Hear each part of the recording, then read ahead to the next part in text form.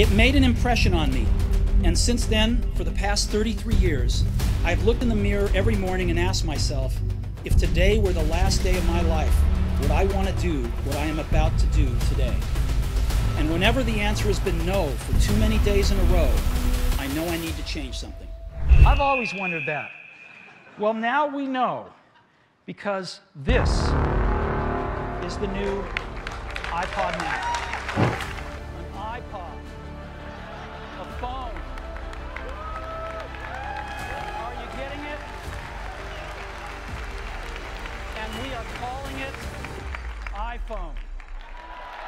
Steve Jobs. Certains d'entre nous le connaissent peut-être comme le créateur d'Apple, aka l'entreprise la plus cotée en bourse avec plus de 3000 milliards de dollars. Mais Steve, c'est bien plus qu'un patron, ça a été un précurseur dans la technologie. Il a notamment créé des ordinateurs modernes, des téléphones portables tactiles parce qu'avant ça n'existait pas. Il a aussi créé l'iPod, l'iPad, il a en fait créé toute une gamme de nouvelles technologies. Mais je fais pas une vidéo uniquement sur lui parce qu'il a créé tout ça, même si je pourrais. Mais il a fait encore bien d'autres choses. Il a pendant un moment été à la tête de Pixar, donc ceux qui ont fait les Toy Story, tous les films à succès. Et il a aussi une personnalité très spéciale. Écoutez, c'est parti pour découvrir l'histoire incroyable de Steve Jobs.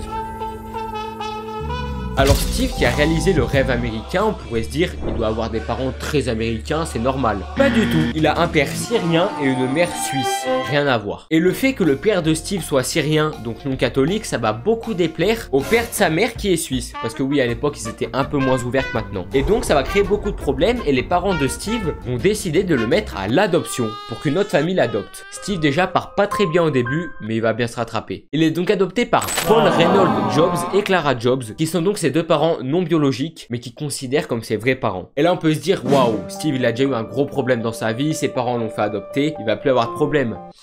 Et bah si.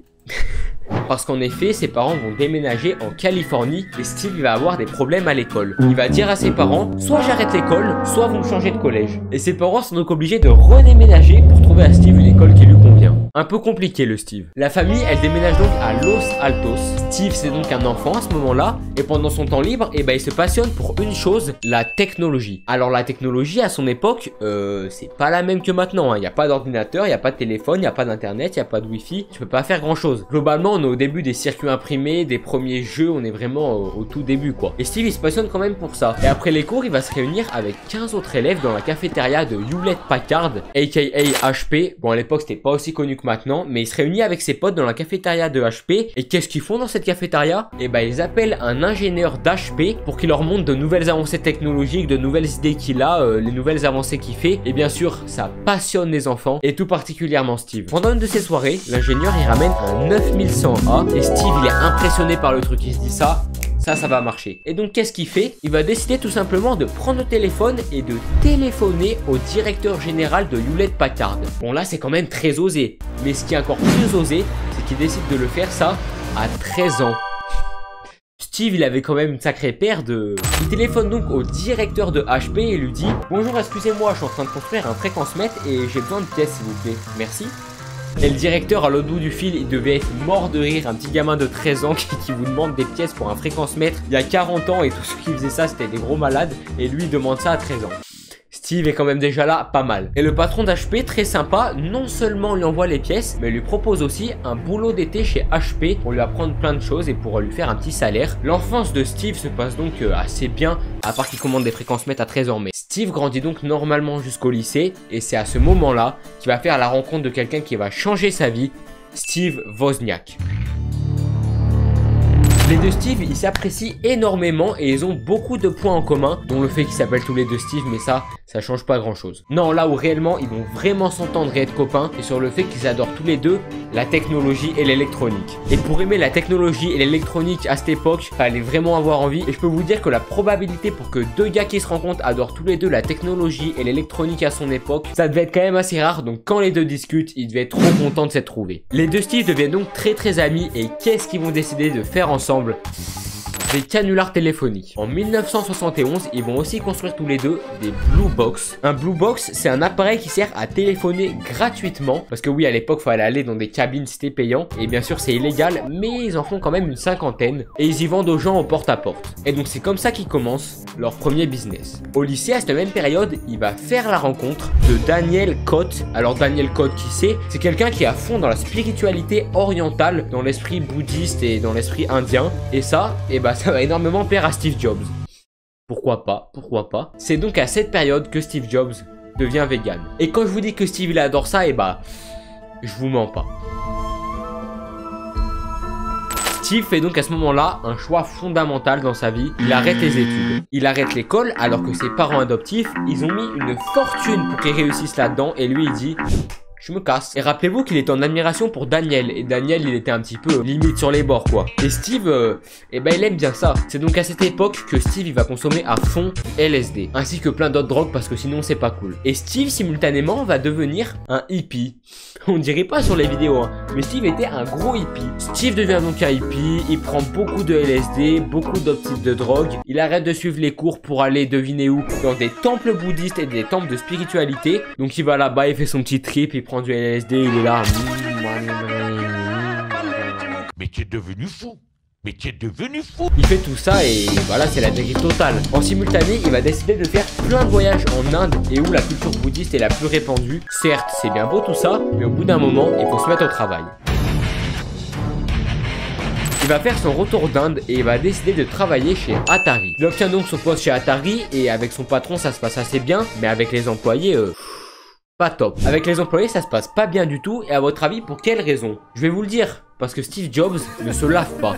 Il se lave jamais, vraiment, c'est pas des blagues. Parce qu'il pense que vu qu'il est végétarien, parce que oui, il l'est toujours, son corps ne dégage pas de mucus, de mauvais mucus, et donc il ne devrait pas puer en théorie. Mais entre la théorie et la pratique, il y a quand même une sacrée différence. Et pour remédier à ce problème, le patron de Steve décide donc de le faire travailler de nuit tout seul. Il crée une équipe de nuit juste pour Steve Jobs, pour qu'il puisse travailler tout seul et que personne ne sente son odeur, quoi. Il fait son travail, tout se passe bien, et son patron Bushnell, il lui demande quelque chose. Il lui demande, est-ce que tu pourrais me faire un petit circuit imprimé, j'en ai vraiment besoin, je te fais confiance, t'es un gars intelligent, just do it. Steve Jobs s'exécute et avec son ami Steve Wozniak, parce que oui, ils sont toujours potes, ils construisent donc ce circuit imprimé en 4 jours. Le patron est très satisfait et il décide donc de donner 700 € à Steve Jobs qui va ensuite donner 350 à Wozniak pour partager le butin, quoi. Sauf qu'on a su plus tard que le patron aurait en fait donné 5000 € à Steve Jobs et que Jobs l'a pas dit, il a juste donné 350 à Wozniak en prétendant qu'il avait que eu 700, donc il s'est fait à peu près 4000 pour lui tout seul. Jobs, c'est pas un sentimental.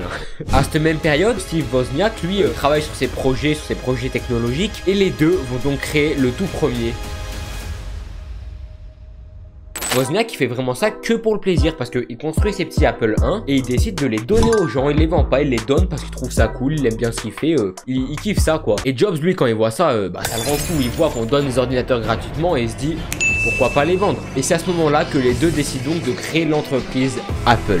Les deux créent donc des Apple One, oui parce que j'ai dit Apple 1 à la française mais c'est des Apple One quoi. Donc ils créent les Apple One dans le garage de Steve à Los Altos et les deux décident donc de passer à la vitesse supérieure et de commercialiser l'Apple II. Début juin 1977, l'Apple II est sorti et c'est considéré comme le premier ordinateur personnel. Et quand je vous dis que l'Apple II c'est un grand succès, je mens pas, parce que Apple va à partir de ce moment-là rentrer en bourse. Rentrer en bourse quand t'es une entreprise, c'est vraiment la consécration. Ça veut dire que tu fais partie des plus gros, c'est ouf. Et pour concevoir tous ces ordinateurs, l'entreprise Apple, elle est obligée de grossir. On passe donc de la petite entreprise familiale au fond du garage, aux grands locaux, aux employés, aux chefs, aux sous-chefs, aux boss, Steve Jobs. Et après l'Apple II, d'autres gros succès s'enchaînent. En 1983, il va avoir l'Apple Lisa, puis en 1984, le Macintosh, aka Mac. Et oui, le premier Mac est sorti en 84. Et là, on pourrait se dire, waouh, Steve, c'est un patron génial, il a plein d'idées de ouf révolutionnaires. C'est sûr que ça doit être un gars super gentil. Ah, pas tant que ça. Steve, c'est un gars quelque peu bizarre. En effet, en plus du fait qu'il ne se lave pas, que c'est un hippie et qu'il prend du LSD, il a une relation avec ses employés qui est assez particulière parce qu'il classe ses employés en deux catégories très distinctes. La première catégorie, c'est des gens géniaux, très forts, très intelligents avec des très bonnes idées. Et la deuxième catégorie, c'est des gros trous du cul qui servent à rien et qui se touchent la tête. Et autant vous dire qu'il classe 95% de ses employés dans la mauvaise case. Ça lui arrive aussi durant des entretiens d'embauche de demander est-ce que vous êtes puceau et est-ce que vous avez déjà pris du LSD.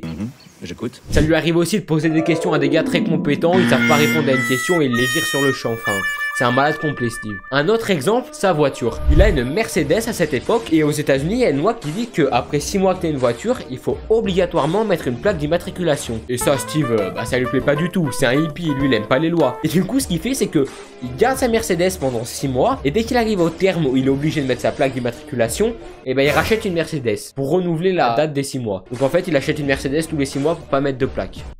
Et qu'est-ce qu'il fait aussi avec sa voiture? Et ben il se gare sur les places handicapées. Pas cool du tout Steve, mais il se gare sur les places handicapées. Des fois il se gare n'importe comment, ça occupe 2 places handicapées à la fois. Mais il dit je suis chef, me faites pas chier, vous êtes viré. Et ce qui devait arriver arriva. Steve Jobs se fait virer d'Apple. Imaginez, vous créez une entreprise, elle est introduite en bourse et tout, et vous vous faites virer de l'entreprise que vous avez créée. Mais bon, Steve il déconne complet quoi. Malgré que ça reste une personne pas très appréciable, ça reste un génie. Et Steve, il va le démontrer. Il décide donc de créer l'entreprise Next à ce moment-là. C'est une entreprise de logiciels qui va faire aussi un peu des ordinateurs, mais ça va pas très bien marcher. Jobs, il s'intéresse donc un petit peu au logiciel, à la 3D, à tout ce qui touche à la technologie quoi. C'est pour ça qu'il va racheter Graphic Groups, renommé plus tard Pixar. Steve Jobs rachète Pixar. Il investit beaucoup d'argent dans Pixar, jusqu'à 50 millions parce qu'à l'époque c'était pas du tout connu. Il fait quelques petites animations avec des petits courts-métrages mais ça marche pas tant que ça. Jusqu'à Teen Toy qui est le premier succès de Pixar. Et le fait que Teen Toy ça ait marché, ça va plaire à Disney et ils vont se dire putain c'est bon ça. Disney décide donc de fournir l'argent pour le premier long métrage complètement animé en 3D qui ait jamais existé, aka Toy Story. Instable. On refait pas le dessin, c'est un énorme succès. 362 millions de recettes pour le film, un truc de malade mental. Et Pixar va aussi rentrer en bourse et ça va faire de Steve Jobs le seul patron de l'histoire à avoir 2 entreprises qui ont rien à voir cotées en bourse. Parce que bon, Steve il réalise pas le film, mais c'est quand même lui qui est derrière, qui a mis l'argent pour relever la boîte, c'est le chef quoi. Jobs décide donc à ce moment-là de revendre Pixar à Disney pour la petite somme de 7 milliards 400 millions d'euros. Pixar ça marche très bien, mais on peut pas en dire autant d'Apple à ce moment-là. Parce que oui, depuis le départ de Steve, et bah les ventes se font pas aussi bien, le chiffre d'affaires est pas aussi bon, la popularité redescend, Apple est en très mauvaise posture et il y a qu'un seul homme qui peut relever tout ça. Surprise, surprise, motherfucker! The king is back! Et suite au retour de Steve Jobs, et bah il va se passer que des masterclass. Puisqu'en 2001, Steve va annoncer la sortie de l'iPod. Et la présentation de l'iPod, il va la faire avec une conférence qui est considérée comme l'une des meilleures qui a jamais été faite. Camera. I've got a pocket. You ever wonder what this pocket's for? I've always wondered that.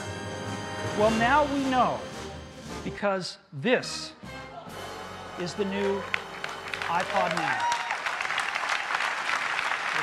Mais la deuxième masterclass qui arrive, c'est sûrement avec cet objet que Apple va devenir ce qu'elle est aujourd'hui.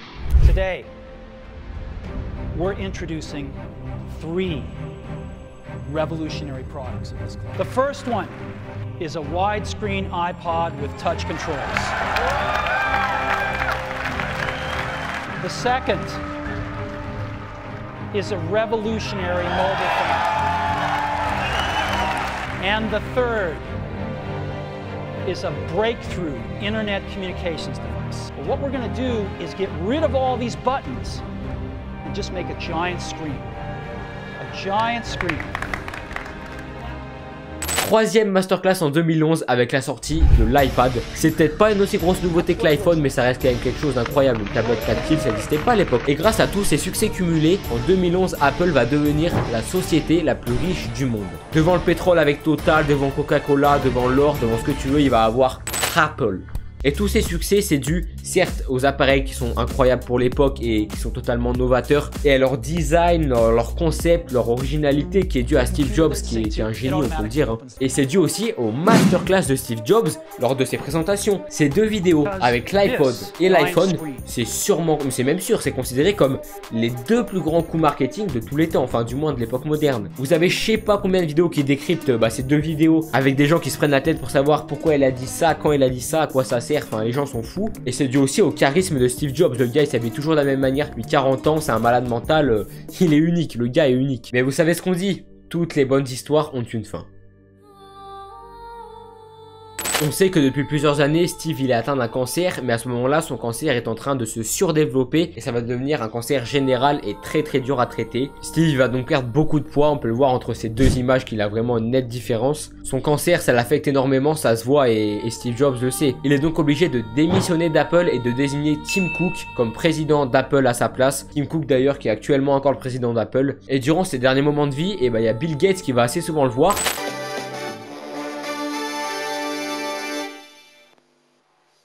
Hello, I'm Bill Gates, chairman of Microsoft. Alors il faut savoir que Bill Gates et Steve c'était de grands ennemis à l'époque parce que un avait Microsoft, l'autre Apple et ils se battaient tous les deux sur plein de domaines. Mais avant tout ça reste deux humains, deux génies, deux entrepreneurs qui ont à peu près les mêmes idées. Ils discutent donc beaucoup ensemble de la vie, de leur travail, de ce qu'ils ont fait, ce qu'ils auraient pu faire. Et ça remonte un petit peu le moral à Steve, mais malheureusement pas assez puisque Steve Jobs va décéder le 5 octobre 2011.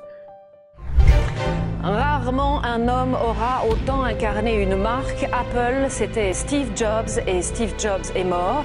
Il s'est éteint à 56 ans après avoir lutté 8 ans contre un cancer. On lui doit des inventions géniales, l'iMac, l'iPod et l'iPhone. Il a su comme personne marier les nouvelles technologies au design. Il avait pourtant commencé dans un garage.